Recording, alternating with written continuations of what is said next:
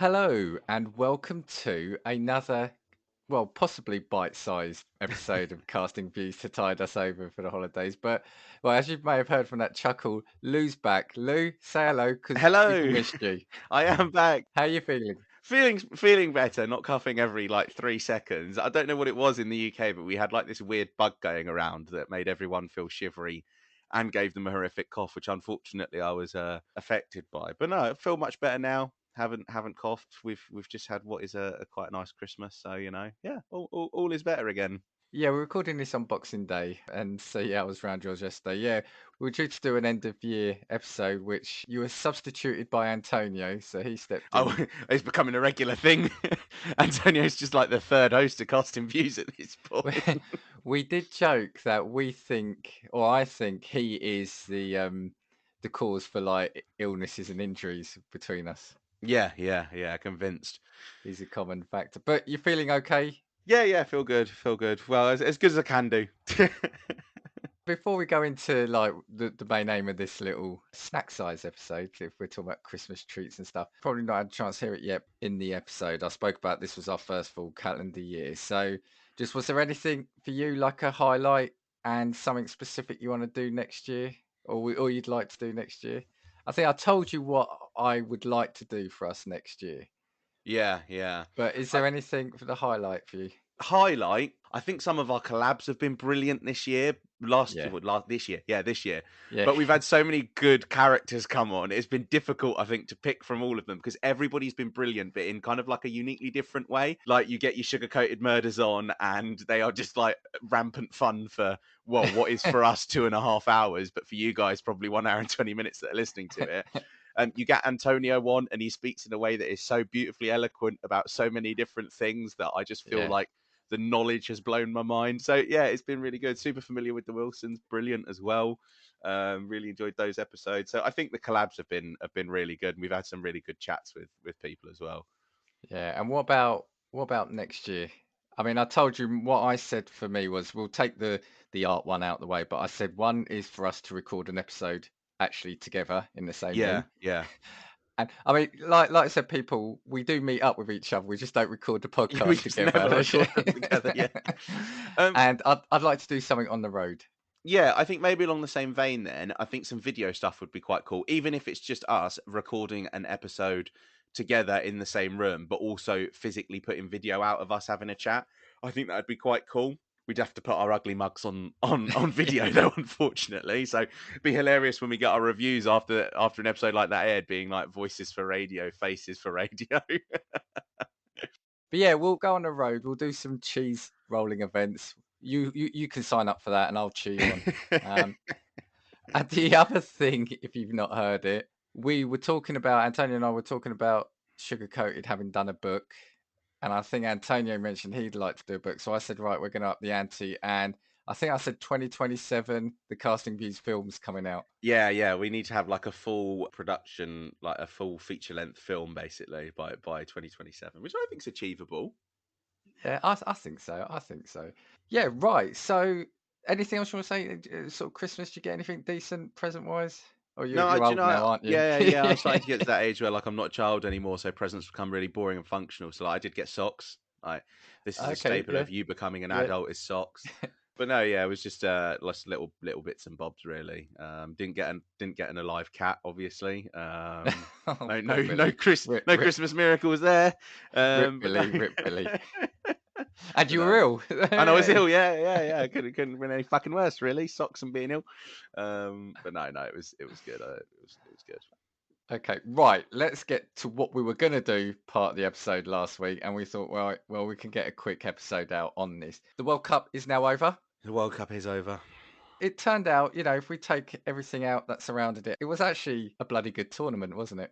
Yeah, from a footballing perspective, I actually think that people have been talking about it as the best World Cup ever. I think from a footballing perspective, it probably was. There was no referee controversy really. There was no bad decision making. The football was Well, I fantastic. think some people might have issue with the refereeing, but I Oh think, yeah, I know. But if we're being honest, comparatively to like 2010, where a ball crosses the line 6 foot and yeah, then isn't yeah. given, like in the grand scheme of things, it was a good tournament like that. No, it was good. There was a lot of goals. There was a lot of goals. And fun fact, this is the first time in the World Cup's history where a Brit hasn't been arrested at a World Cup game ever Yeah, throughout the tournament.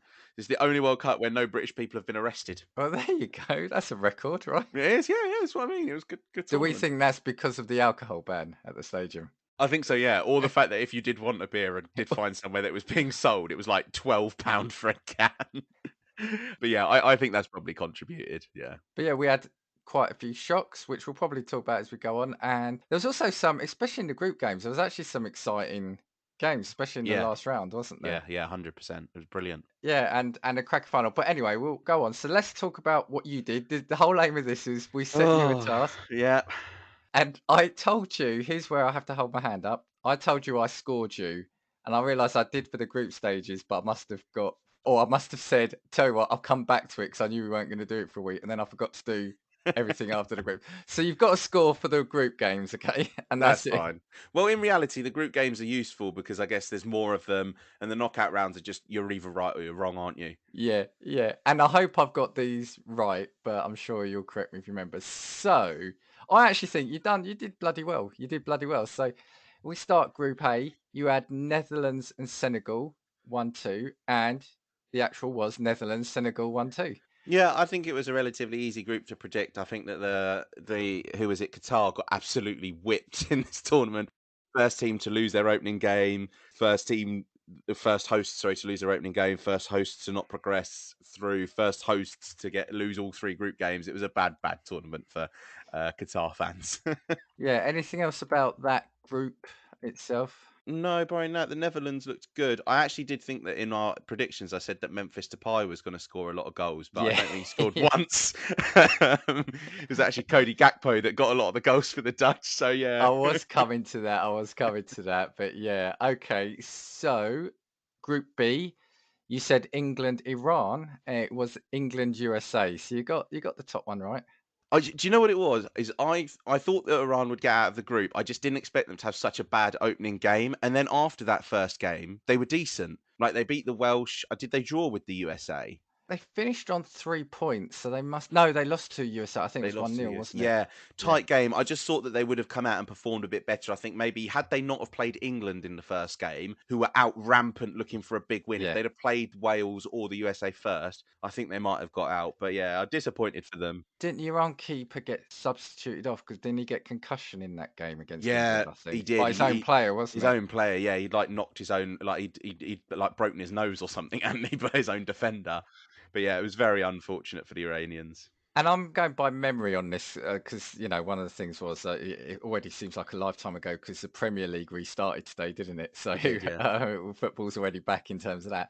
I think the thing with that group, it still surprised me, was how poor Wales were. So Yeah. it looked like against England the first half, I thought maybe there might be a better game, but they finished bottom with 1 point.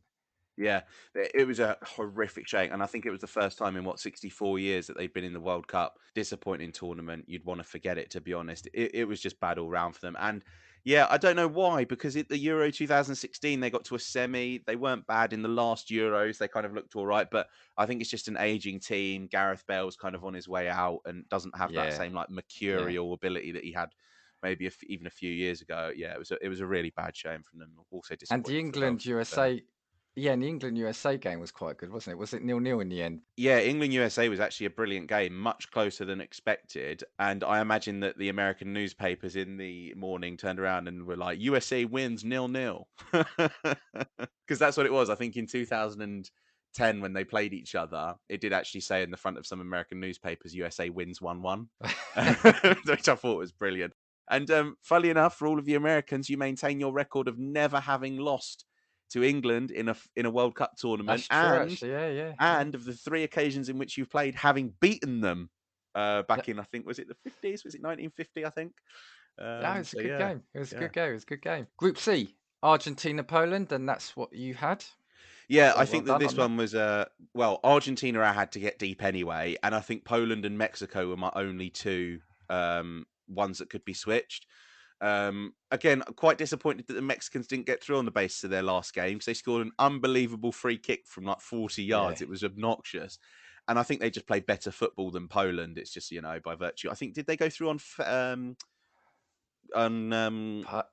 Poland. No, they went through on goal difference, I Yeah, think. goal difference. Yeah, Yeah, yeah. Which is an unfortunate way again for Mexico to get knocked out because I think Mexico needed like 3 goals in the last game and then they conceded one, which made it even harder. yeah, But yeah. yeah, yeah, I thought that group was relatively straightforward. And Argentina went through. They lost the last game, wasn't it? So they won the first. No, No, they lost the opening no, game no. They against lost the Saudi opening game. That's Arabia. Statistically, as well, is the worst giant killing in World Cup history based on that's the right. Yes, rankings of yes, both yeah. teams. So, based on the coefficient, I think Saudi Arabia going in had like a 6% chance of winning, and they did them 2-1. Unbelievable game. Like Argentina's capitulation at the beginning of the tournament, it was like everybody started to freak out, being like, how much money have I put on them? On to Group D. Big shock. Yeah, that finished France, Australia as a 1-2, and you had France, but you had Denmark as second. Yeah, only on the basis that in Euro 2020 they played decent football. They were a really good, solid team. And Denmark have always been one of those like second tier teams that you'd rather not meet until the round of 16. Like you Yeah, draw them in a group and you don't really like playing them because they're always one of the more stubborn teams. But it was a horrific tournament for the Danes. They were atrocious. They played awful football. They didn't get any run of and decent form, and there was just no single player as well that kind of grabbed the yeah. team by the scruff of the neck. It was bad, and who would have expected the Aussies to have stormed through their group? That's Never would have unbelievable, thought. isn't it? That's Yeah, unbelievable. And I just want to say, so I just make sure I said it right because I've written it down wrong here. But the actual, it was 1-2 for France, Australia, and you said France, Denmark. But yeah, so yeah, Australia to go through joint points. I think it was just they had a much worse goal difference yeah, yeah, than yeah, crazy. France. Group E. Now, what a group this was, right? Yeah, unbelievable. So it finished Japan top, Spain second. You had Spain, Germany, which I think if you were looking at it, you would have had Germany go through, right? Yeah, although I get hindsight's a wonderful thing, obviously. But when you look at maybe the previous two tournaments, in Euro 2020, it was probably the worst Germany team we'd seen in a long time. They got knocked out of the group stage of their last World Cup. And in reality, this team probably was worse than the one at the last tournament. So they just didn't deserve to be there. They didn't deserve to be there, if I'm being honest. And the last group round of games in this tournament at some point saw everybody knocked out, Yes. everybody Yeah. through, which was crazy. Yeah. For anybody that doesn't know how the World Cup format works, you play your first two group games, and the third game to stop collusion is played at the same time as the other game in the group. So I think was it Spain had took the lead against Japan, Germany had taken the lead against Costa Rica, which meant that both Spain and Germany were going through. Then the Japanese equalised, the Costa Ricans equalised against the Germans, and at that point, I think Costa Rica did they take the lead against the Germans as well? Do you know what? I think they did. I can't remember this now. All I remember was because I think I had both games on, so I had one on my laptop for this because it was the evening, wasn't it? And one on the TV. And yeah, as you say, it felt like every team had every position in that 90 minutes or however long Yeah, yeah, those they games did. lasted. Yeah, it was crazy. Unreal, unreal. And what a result for Japan to finish top. I mean, absolutely brilliant. And the fact, sorry, that the Japanese took the lead with that goal that barely was still in the line. Do you remember? That's right. Yes. That Yeah. was what Yeah. it was. So originally, I thought that the ball had gone well out of play, and they didn't show us any replays, no replays at all. But the referee had said that the ball was in the line. They looked at VAR, and it must have been a millimeter. Like the Germans got knocked Yeah. out of that tournament on the basis of a hair strand. But yeah, there was no sympathy here though, because as you said, that goal in was it the 2010 that Yeah, England scored yeah, against Germany. That was basically it. It couldn't have been further in the goal than it was yeah. almost. Do you know what I mean? It was just loud. But it's funny that goal you mentioned. I've never then seen on social media the next day as many people demonstrating with a ball and a line how the ball Yeah. was in. Do you know what I mean? And so many, yeah, taking a different angle. You don't need far. You just need TikTok. That's all you need. Yeah.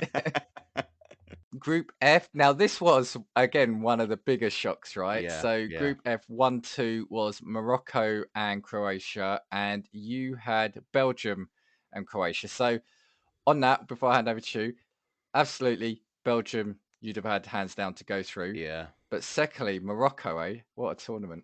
Yeah, unbelievable. Obviously, we'll come on to them later on when we talk about some of the knockout games as well. But we'll start with Belgium because they were expected to do something. And this generation of Belgian players has been the golden generation that they've had probably for the last 8 years. I remember kind of from that World Cup 2014 period all the way until kind of last year's Euros.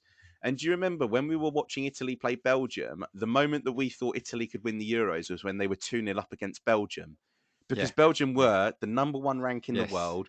They yeah. were a fantastic side, and they have just petered out like a fart in the wind in this tournament. They've disappeared into nothingness. This generation of footballers, all £100 million footballers, your Eden Hazards, your Romelu Lukaku's, your Kevin De Bruyne's, Jan Vertonghen, Toby Alderweireld, and they have just petered out in the most like awful way possible, not having achieved anything. Really disappointing for them. Honestly, Because it's over the last 10 years, they've had brilliant players in all positions. So, yeah, you know, even in goal, who was Thibaut the Courtois, yeah, who was the Man City brilliant defender? He's retired now, Vincent but Company. that's it, Vincent Yeah, I mean, it's kind of parallels to me of yeah, that England golden generation, the previous England golden generation in of yeah, like the 2010s, like Lampards and stuff like that. They were kind of didn't quite get it over the finishing line either, did they? But yeah. this Belgium team, though, I think they were held a lot higher opinion,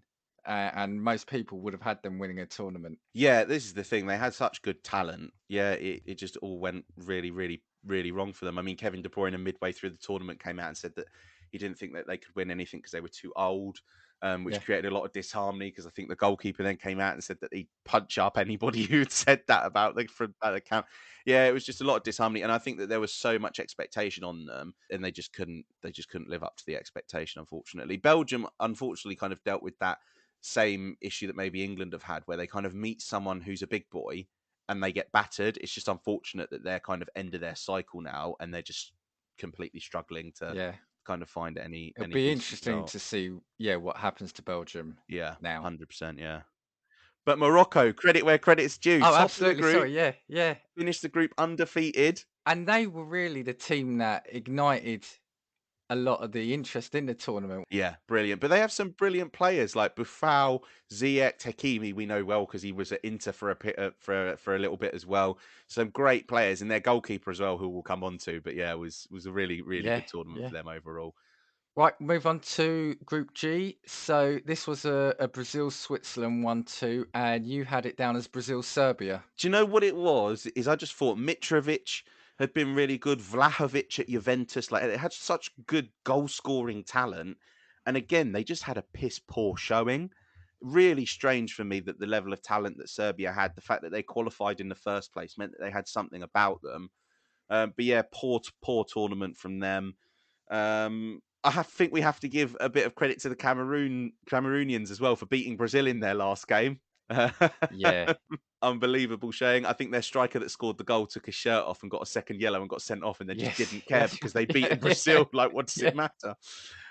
But yeah, the Swiss are always there or thereabouts. They had a decent group stage, and Brazil. I don't think we were ever in any doubt that they weren't getting out of the group. Yeah, a couple of things on Brazil before we move on. So, firstly, yeah, that Richarlison's goal. Oh, unbelievable! Yeah, unbelievable What a goal. goal that was! What a goal that was! And what was your view on the Brazil celebrations? Was it? It was in their last group game, wasn't it? Yeah, Who with the was that? pigeon Was it dance. Switzerland? Was it Switzerland? Or Yeah, I so? think I Yeah. think it might have been. No, the last game was Cameroon. I think they played the knockout game that they played was the one where they did the celebrations. Sorry. Yes. Yeah. Yeah. Yeah. That's right. So, all right, we'll talk about that when we come to it Yeah. then. So, the last group then Portugal, South Korea 1-2, and you had Portugal, Uruguay. Yeah, I think a little bit difficult with this one because I think they went through on the basis of goals scored, South Korea, didn't they? Because I think they had the same goal Let's have a look. difference. They ended up Tables. just going through Yes. Yeah. on Yeah. goals scored.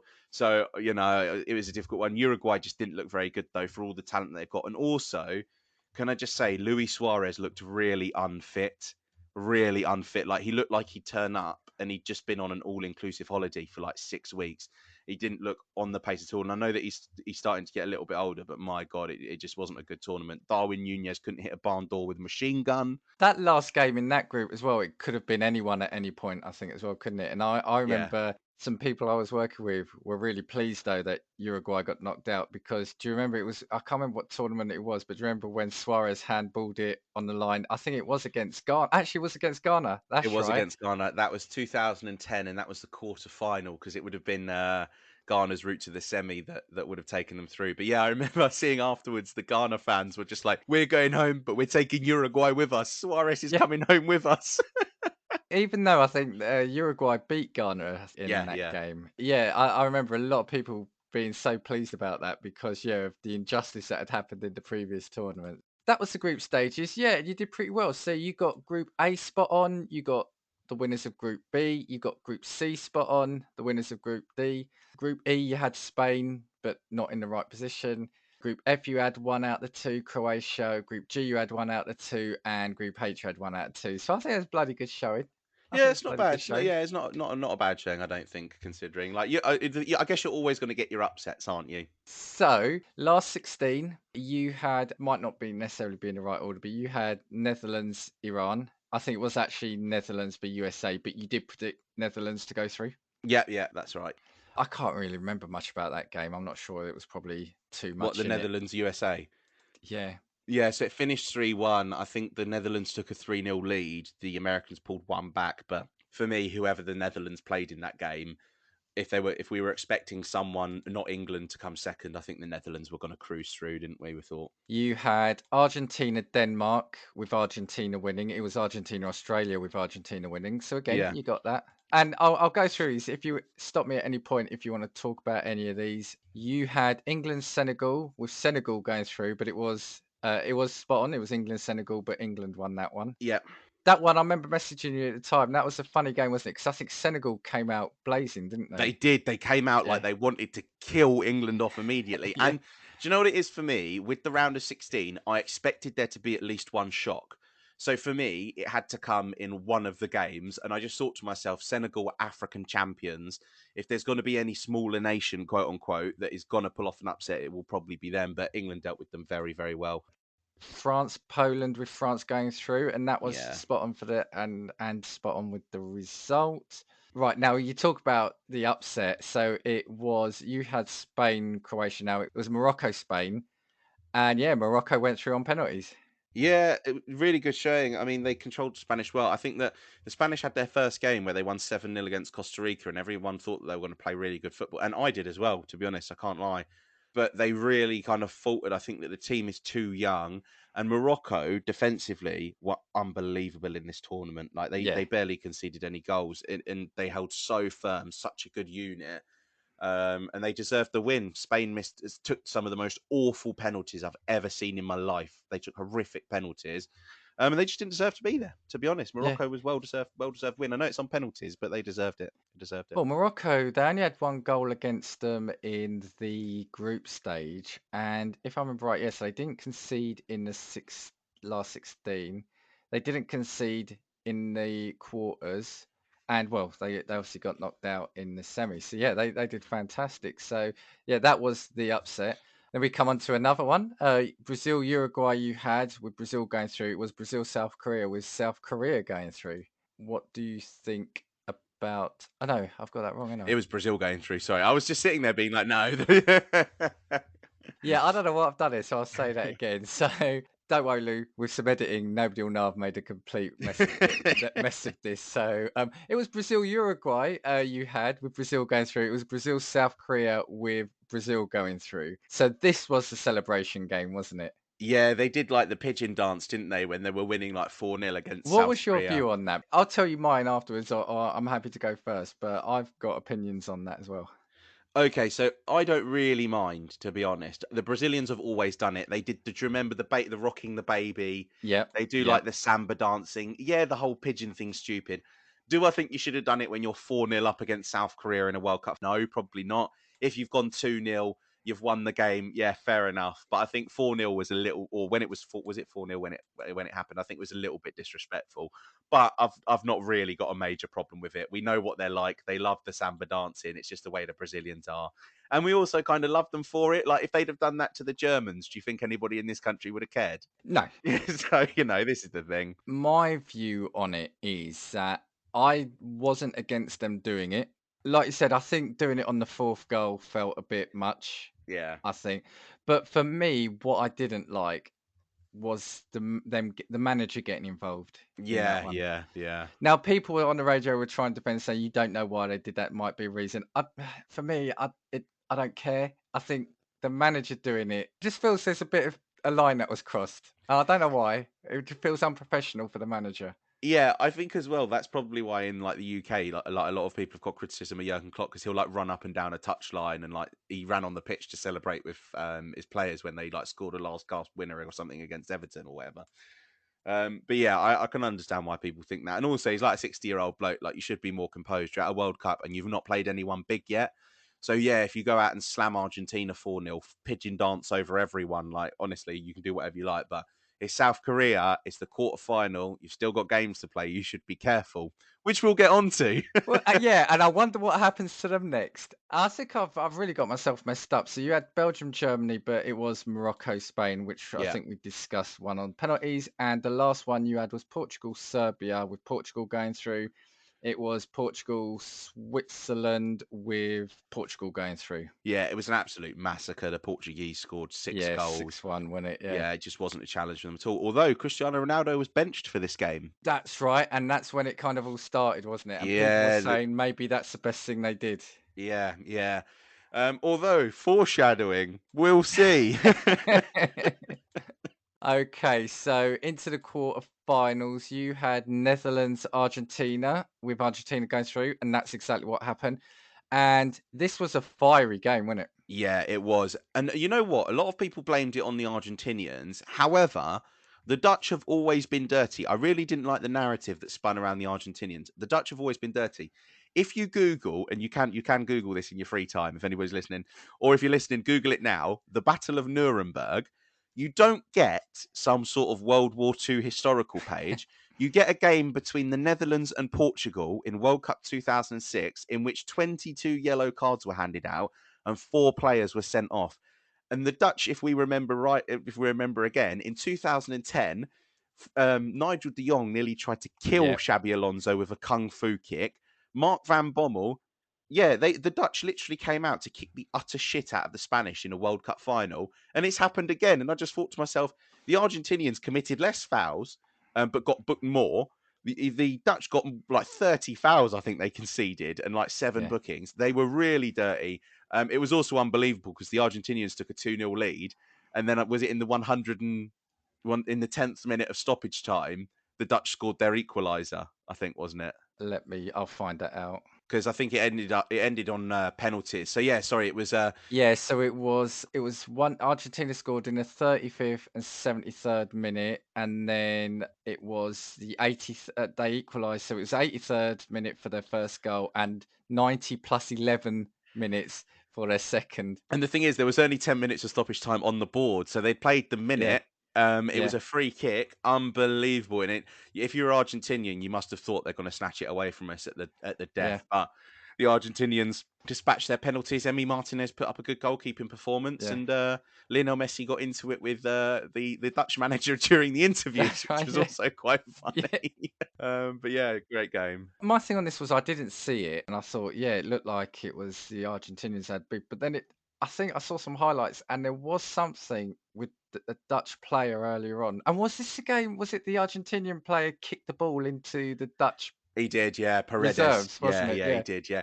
He committed a really bad challenge, then committed another bad challenge, and then just punted the ball full pelt into the Dutch bench. It was hilarious. But yeah, I think there probably should. I think a player got sent off from the bench like after extra time had finished. But yeah, there probably should have been some more send-ins off during that yeah, game. yeah, probably. Right, Senegal, France, with France going through. It was England, France, but with France going through. So you got that. So anything on this game? Um, it was a difficult one. England seemed to play good football, to be fair. I think that on the basis of the way that they played, I would say that England were better. I think France just had better chances. Like their DA, and a lot of people complained about Jordan Pickford for the first goal, but it's their defensive midfielder pinging a ball from 25 yards. Hmm, He's put it dead in the corner from a corner. I just think to myself, what do you want him to do? The second goal as well, England got a bit of a warning for because it literally happened exactly the same, but from the other side of the pitch, that cross into Giroud. Pickford pulled off an amazing save, and the story of the day was just Harry Kane sending his ball into orbit. Like England scored with a penalty. Was it to equalise? I think, wasn't it? Yes, yeah, yeah, Then the French went 2-1 up, and I think in like the 80th minute or like 75th minute there or thereabouts, England had another penalty. Harry Kane, and he's just absolutely skied it. I just don't know how yeah. he's put the ball that high because when he takes them for club, you can be guaranteed that he's burying a penalty. Like I have no doubt in my mind. If he misses one, I'm like, that's 1 in 100 for me. But he just put it so far over the bar. Yeah, I said this to somebody at work. I said, if you had to have a penalty taken, you would absolutely go for Harry Kane. Yeah, I've seen a lot since then. They were talking about psychiatry or psychologists, sorry, looking at it saying he needed protection. Henderson, I think it was, had come off and he had no one doing that job. And people saying, should you take a second penalty?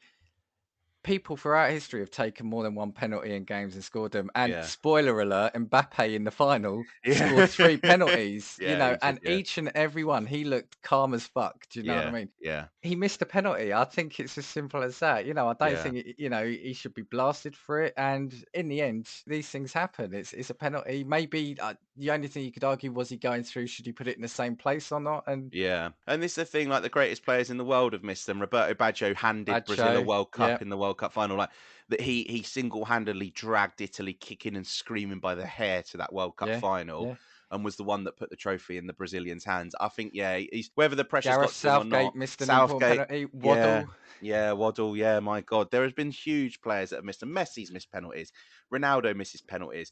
It's just unfortunate that he's missed it in this game because if it Yeah, happens in a group game against Iran, everybody forgets about it. But this yeah, is the yeah, yeah. difference between making it 2-2, isn't it? So yeah, it was unfortunate for England. Okay, and this was actually it was a game where because I think a player who had a decent tournament was Harry Maguire for Yeah, the yeah, he blasting did. he Yeah, got, and yeah. he could have got two or three goals if I remember right in Yeah, this he game. clipped the post, didn't he? Which Yeah, he came yeah. really, really close. Yeah, Harry Maguire had a good tournament, and I think we've talked about it before. He's just heard that TikTok sound so many Yeah. times. Harry Harry Maguire, Maguire. and he was like, "No more of this compilation bullshit for me." No, but he was one of the better players. Yeah, okay. So that was obviously the England's final game in the tournament. Belgium v Portugal with Portugal going through. It was actually Morocco v Portugal with Morocco going through. Yeah, again, the run continued. They turned around and kept Ronaldo on the bench. They didn't score. And do you know what was really frustrating about this game? So I think the Moroccans scored in like the 45th minute. And Portugal all of a sudden turned it on. They hit the crossbar with Bruno Yes, Fernandes. that's João right. Yeah. Felix had a couple of chances. Yeah. And I just thought to myself, when you play smaller teams in a World Cup, you need to go out and get the job done because the longer the game goes on, the more dangerous it is for you as a big boy because the goal that they might score becomes worth more if you've only got 20 minutes left.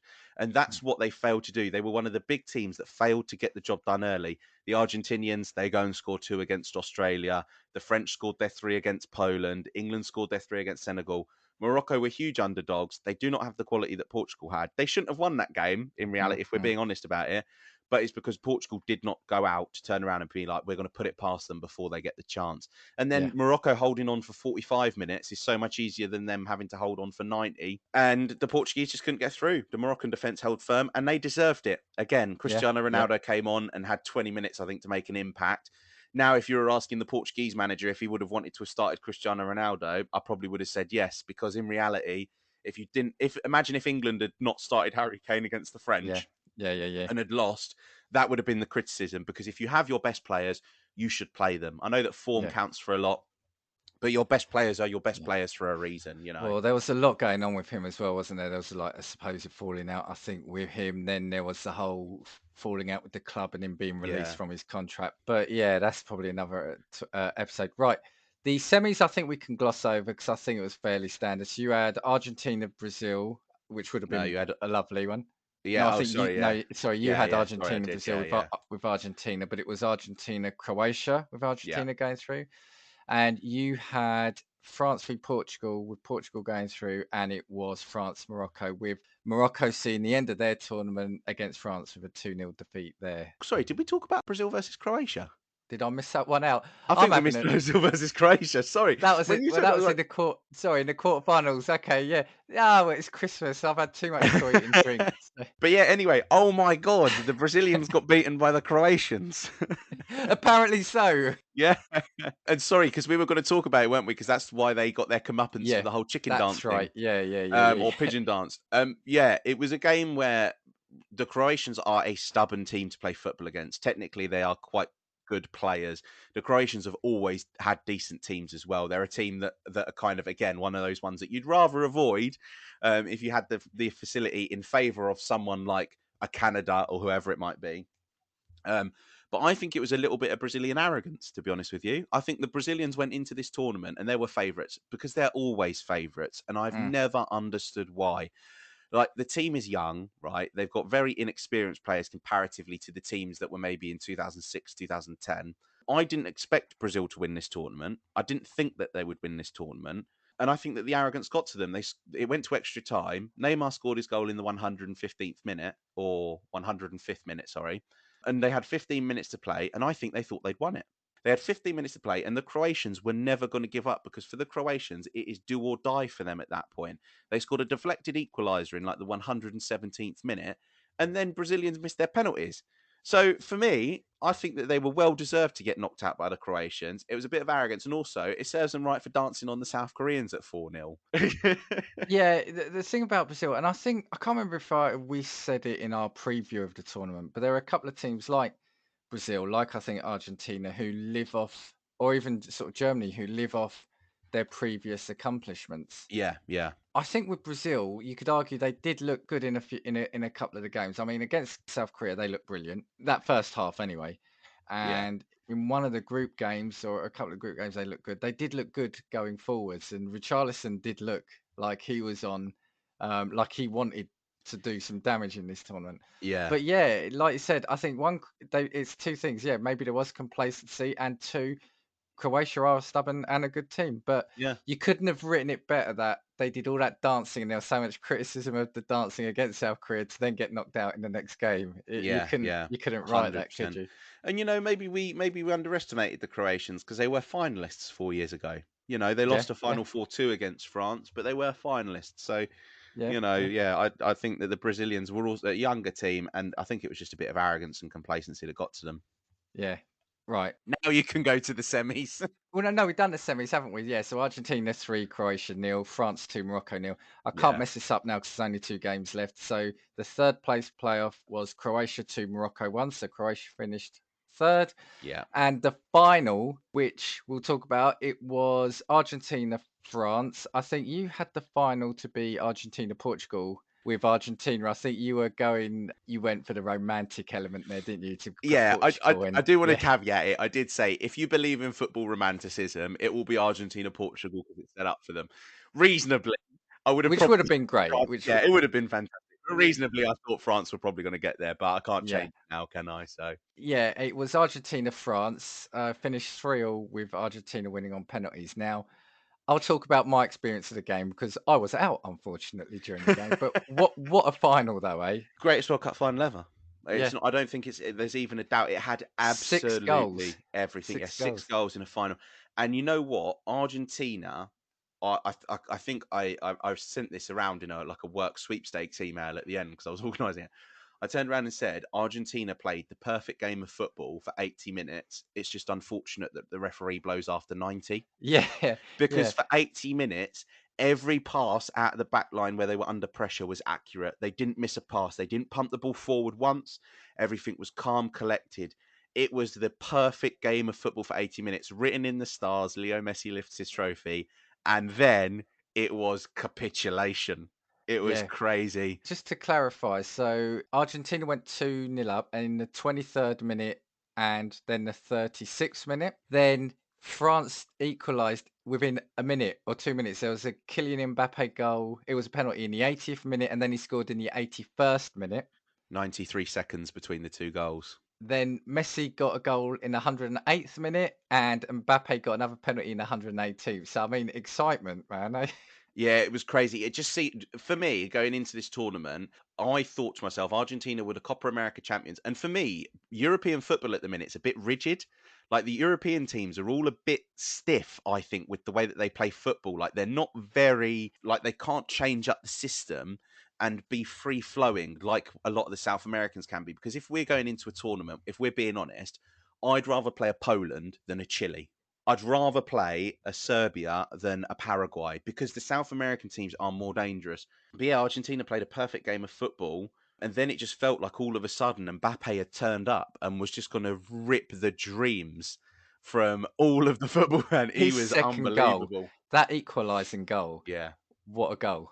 Yeah, it was unbelievable. And when he took it and it went in, I had Argentina in one of our sweepstakes as well, which is terrible. I was like, I can't believe this is happening. I can't believe they're snatching it away. And then for 10 minutes until the end of the game, the Argentinians were holding on. They didn't know what to do. And you know what? You got to credit Didier Deschamps, the French manager, because in the 40th minute, he took both his strike. He took two strikers off. He took Dembele off and Giroud off. He said, "We have not got time to leave you on for 10 minutes and see if you work. We are changing this now." And the French looked different when they came out in the second half.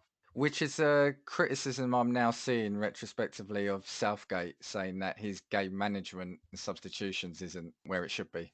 Yeah, that's what the criticism's always been. He doesn't make the changes where he needs to make the changes, and he's not proactive. And a lot of people turned around and said, well, no manager's proactive because how can you turn around and be proactive? Because you're always reacting to something in a game. No, Deschamps looked at it and said, these players are not working. I'm not here to Yeah. fuck about and wait to see if they do work at some point. They are coming off because if I don't change this now, I've only got 20 minutes to let them change it later And on. this is a player, Giroud, who was having a really good tournament as well, Yeah, he wasn't he? scored. Yeah, I think he was he on 4 goals? I think he'd I scored think so. 4 Yeah, goals. yeah, yeah. Usman Dembele, who he took off as well, had a really good tournament up until that point. But he said, "No, fuck that. We're changing this because it won't work. We haven't got 45 minutes to save ourselves. This is what's happening." And it worked. I've got to credit him for the bravery because it was good decision making. See, for me, this final was funny. So I was out. So months ago, my partner asked me, "Should we go watch a carol service in London?" Because she wanted to see a carol service in London. So we went to the Royal Albert Hall. I said, "Yeah." Well, I didn't know at the time, and she didn't know either. To be fair, it was on the same day and at the same time as the final. So anyway, at the interval of that, I looked and I saw Argentina 2-0 up, and I thought, well, do you know what? That's it. It's done, right? Yeah, The event finishes. I see it's 2-2. I'm thinking, shit, there's a game. I said, right, I've got to try get home. If I can get home without finding the result, I'll watch it yeah, live. Well, I was recording it. I thought I'll watch it from that. But we're on the train, and I thought, there's no way. I got through the tube, and it was packed without hearing. I thought, I'm going to do this. I got on the train, and it was quiet. I thought, I'm going to do this, right? We moved from the first carriage works. It was like really crowded. I get there, sit down, and within about 5 minutes, the kid opposite just says one line. It just says, "Oh, Argentina, yeah, Argentina won," and that was it. Didn't say anything else. It's not like he was saying that they were having a then full on conversation about it. It was just a one throwaway line. Argentina have won it. But I watched it anyway, and I mean, yeah, for me, a few things. Yeah, I mean, one, what a game. yeah, Two, Mbappe, that second goal. Three, at his age, to score like a hat trick, and then yeah, another penalty. But also, I watched him right. I watched him closely on the penalty shootout. He took the first one, so again, fair enough at his age. Now people say, yeah, all the money he earns, but at his age, taking that first penalty because Neymar in the group they got knocked out, he was set for yeah, number 5. He didn't even get to take a penalty. yeah. He just looked so there was no way he was gonna miss that penalty, No, no. and I've never seen anyone look as confident, and he put all 3 penalties in the same spot. He did, yeah, he put them all on Yeah, the left-hand side of Martinez. It's like he intentionally wanted to take the piss out of him. And yeah. also, can I just say, first player to score a hat-trick since Jeff Hurst in Yeah, that's '66, and right. only the Yeah, yeah, second yeah. player in history. But yeah, unbelievable performance. So this is the thing, I think that's what it is. The difference between the legends, the superstars, is because in that moment, it doesn't matter whether or not there's 80,000 fans booing you or screaming your name or whatever it is. You are alone with that football and with that goalkeeper, and that's what he proved. And you know what? Mbappe must have gone into the changing room and said, "Lads, I just needed a little bit of fucking help today. Yeah, That's all I yeah, wanted was like a yeah. little bit of a contribution from all of you bastards." Also that he's taken a lot of flack, but remember, he won the World Cup at 19. Yeah, yeah, yeah. Scored in the final as well.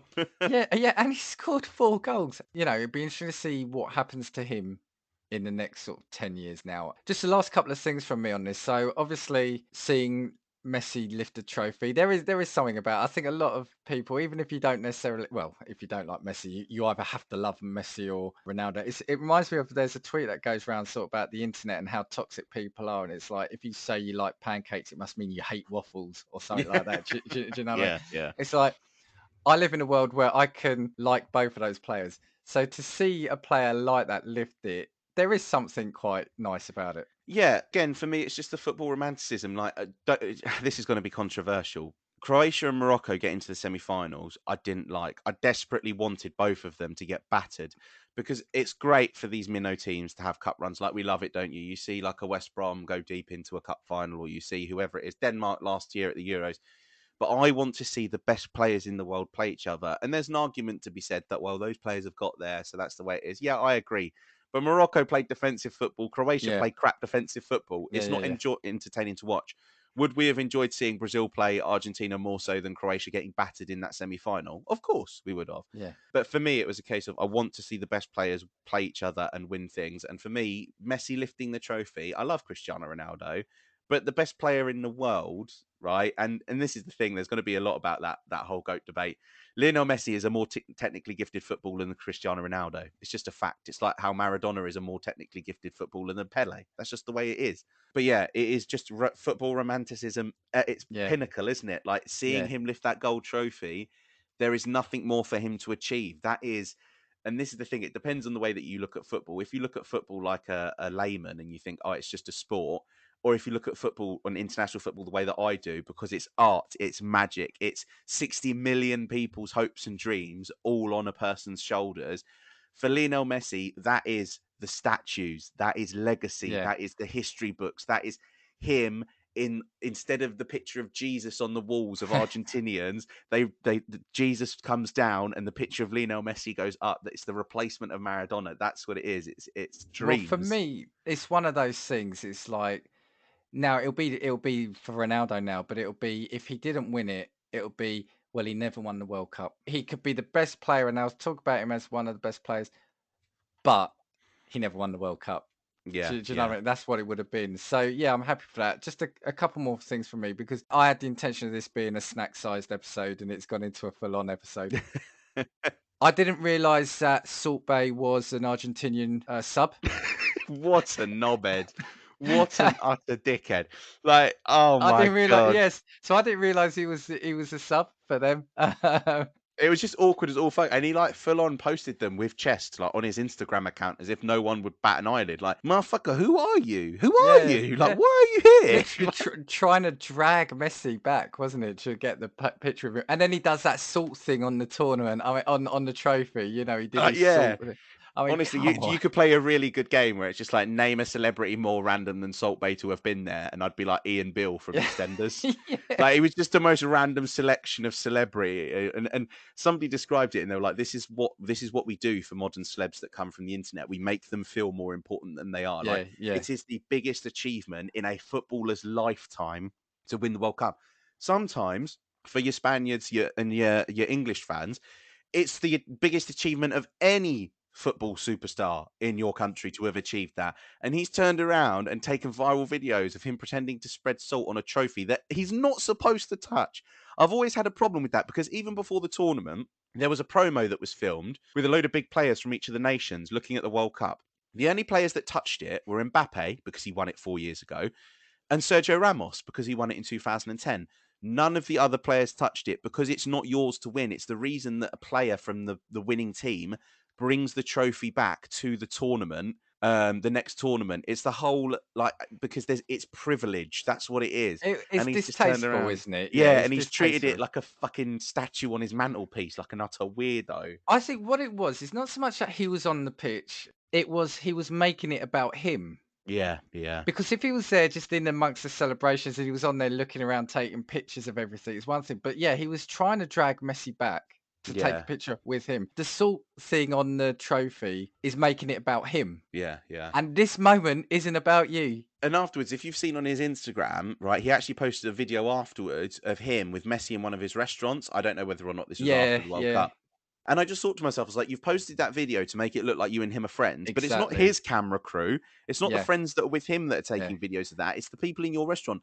He's come to eat in your restaurant because that's where big celebrities go. Every bastard in the world has And it's gone a to get photo eat at op for Salisbury. him. It's a Yeah, photo op for Messi at yeah, that point as exactly. well. That's what he's doing. So for me, it's just like, no, you're not friends. He just turns around and pays for your overpriced steak. It's like, turning around and like KFC workers taking pictures with you in while you're fucking in any other situation, in any other restaurant or food establishment that you could picture, that would be fucking weird. Like imagine going to your local pizzeria and the guy who makes the pizzas just comes out, spins the dough with you, and then sprinkles the pepperoni on the table in front of like it would just be weird. Like, what are we doing? Weird, weird. What a knob. The other couple of things from me is, yep, so you had Depay, but top scorer was Mbappe. So the Yeah. top three scorers were Mbappe, Messi, and Alvarez of Argentina. Top assisters, there weren't actually many in terms of that. I think group of players all got three, and that was Griezmann, Fernandez, Kane, Perisic, and Messi. And there were only four red cards in the tournament, which I think is quite good. Yeah, yeah, Um, not bad. 2006, there was 4 red cards in that yeah, one Netherlands game. yeah, yeah.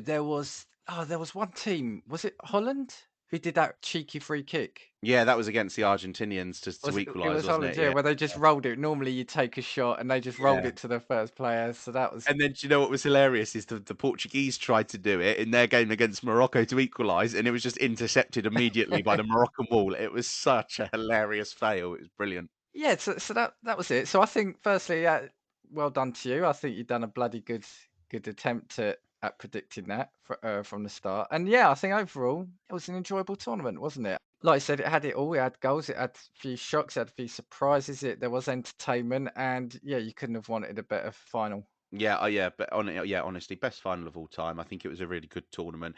It was awkward for us, obviously, because we're used to having them in the summer where you can watch the games outside Yeah. in a beer garden or something. That was a little bit different. It felt weird having a World Cup final a week before Christmas. But yeah, it was a good tournament. It's just strange because we kind of filtered immediately back into the football season. Can I ask you though, would you begrudge another tournament happening at this time of year? Uh, I I don't think I would. I don't think I Yeah, would. I I don't think think so I either. think what it does is I think it does take away from it because normally when a tournament happens in the summer, it fills a bit of a gap. Yeah, You yeah. know, because normally the season finishes what in May, and then it doesn't start till mid-August. So you get a little bit of a football sort of yeah, it fills in that gap between the end and the start. Oh, and like you said, and yeah, you could go out at night and you have a beer, you go around. But I don't think I would. I think it's like we were saying, was it a good tournament because a lot of the teams were on form because they'd been playing in their leagues up to this moment. Yeah, yeah, You know, yeah. so they were going into it on form anyway. Well, the Germans fucking weren't. Well, yeah, because you could argue it either way. Some players missed out because they got injured before it Yeah, because they were playing in the league. Some players are going to miss out, so it'll be interesting to see what happens now. For example, in the Premier League, so was it Jesus got injured? he did. Yeah, Arsenal. Yeah. But no, I wouldn't. Would you? Yeah. I don't think I'd begrudge it. I think I prefer it in the summer, but it wasn't as bad as I thought it would be. Mm. This time round. One thing I do have to say is, if there's any Australians listening to this, a big credit to you guys because you guys were watching the games at fucking 4 o'clock in the morning where you were. I think Australia's like last group game was 3 o'clock in the morning, and I saw the scenes of the crowds Wow, at Melbourne. wow. That is some fucking dedication. So big up to all the Australians that turned out to watch their team at 4 o'clock in the We morning. I'll tag them in for you. I'll tag Australia in because I have seen on the old listening map a couple more spots light up in Australia for us. So Yeah, I don't big know. up to all of our Well, I don't Australian know if they're gonna listeners. disappear after you had a go in the lottery episode, the Australian media and stuff like that Oh in yeah, that in our yeah. lottery episode. But yeah, so there you go. That was the World Cup review. Anything you want to say before? Because this is going to be the last episode of the year, and we're going to get back into our normal type episode when we're back after the New Year. So, anything from you?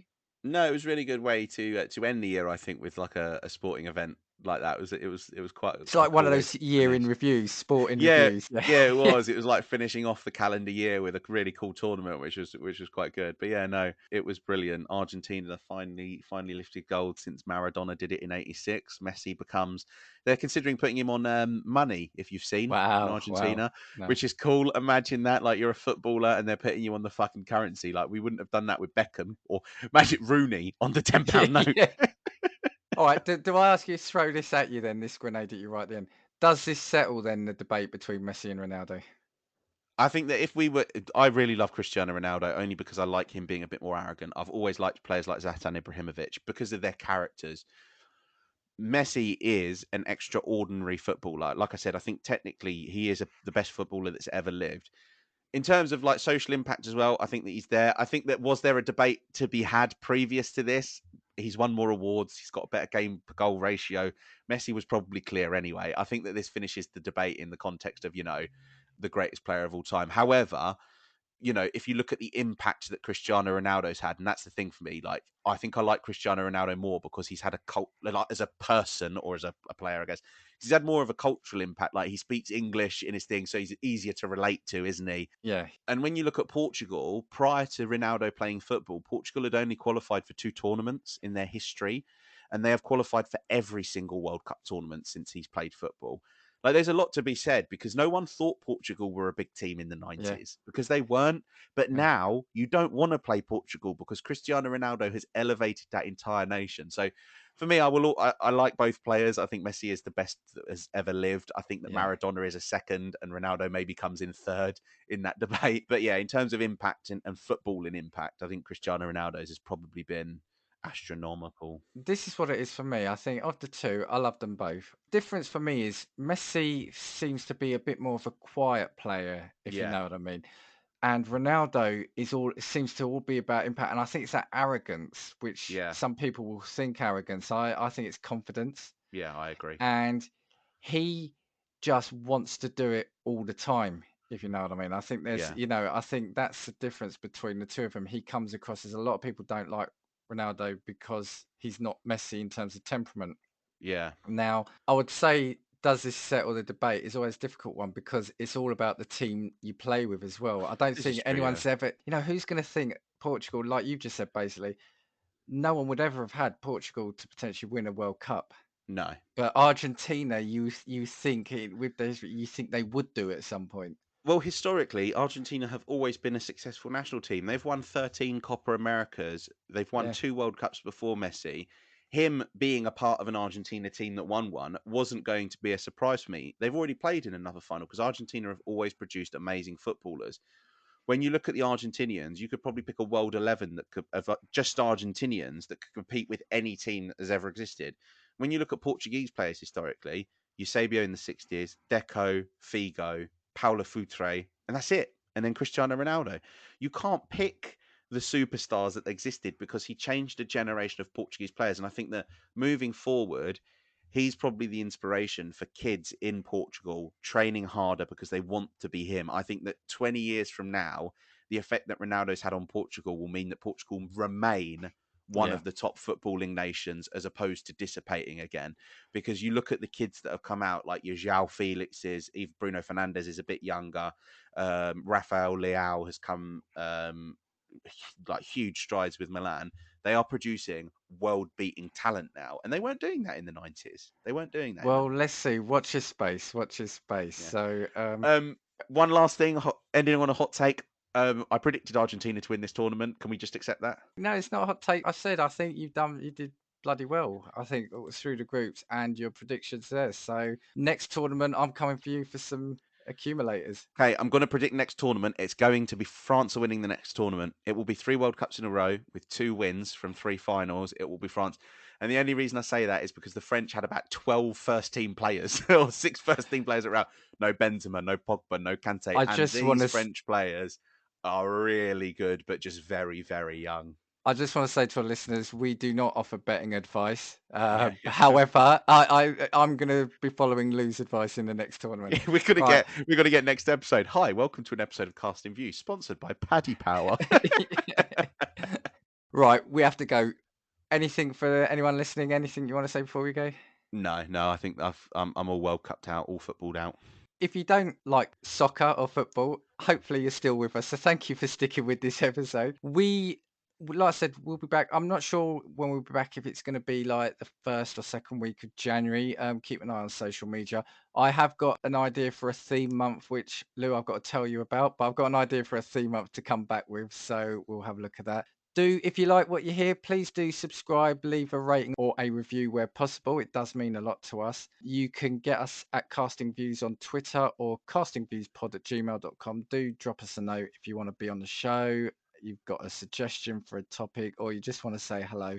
And we know there are a lot of podcasts from which you can choose. So we thank you for listening to Casting Views.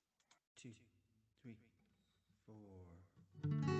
If I want your opinion, I will give it to you. Come on, take what we've got, 'cause you